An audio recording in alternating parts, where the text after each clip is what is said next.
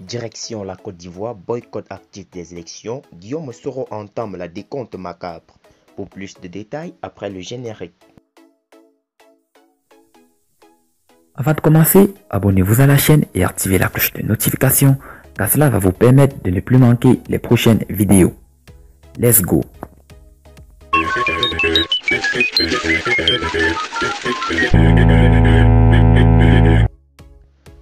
La tension s'intensifie entre pouvoir et opposition autour de l'élection présidentielle en Côte d'Ivoire.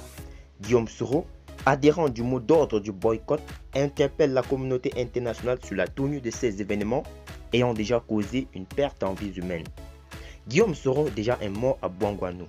À 2 semaines du scrutin présidentiel du 31 octobre 2020, les acteurs politiques ivoiriens sont diamétralement opposés sur les thèmes de référence pour parvenir à des élections apaisées. Les autorités ivoiriennes soutiennent mordicus que le scrutin se tiendra à la date constitutionnellement prévue à cet effet, alors que l'opposition demande un report afin de vider tous les contentieux préélectoraux. Ces partis d'opposition vont d'ailleurs plus loin en appelant en retrait du président Alassane Ouattara, candidat au 3e mandat jugé anticonstitutionnel, la dissolution du Conseil constitutionnel et de la Commission électorale indépendante, l'audit international du fichier électoral et bien d'autres revendications. Pour donc faire pression sur le pouvoir, ses opposants ont appelé à la désobéissance civile avant de lancer un mot d'ordre de boycott actif de ces élections. Alors que le RHDP a lancé la campagne de son candidat Alassane Ouattara Bouaké, l'ancien fief de l'ex-rébellion, l'on constate certaines manifestations à travers des localités ivoiriennes. La ville de Bouangouanou connaît d'ailleurs un regain de violence avec des affrontements intercommunautaires.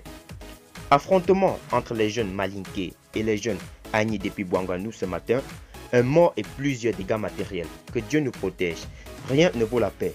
La politique n'est pas arrivée jusque-là, rapporte un internaute. Guillaume Soro a aussi saisi la balle à bond pour attirer l'attention de la communauté internationale ainsi que des organisations des droits de l'homme sur la situation sociopolitique qui accourt en Côte d'Ivoire. Déjà un mort à Bouangouanou occasionné par le coup d'état civil de M. Alassane Dramane Ouattara, président de la Côte d'Ivoire. Les organisations des droits de l'homme doivent agir.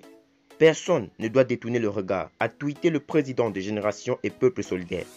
A noter que le gouvernement ivoirien, sous la houlette du Premier ministre Ahmed Bakayoko, a annoncé une rencontre ce samedi avec des organisations politiques afin de discuter du processus électoral.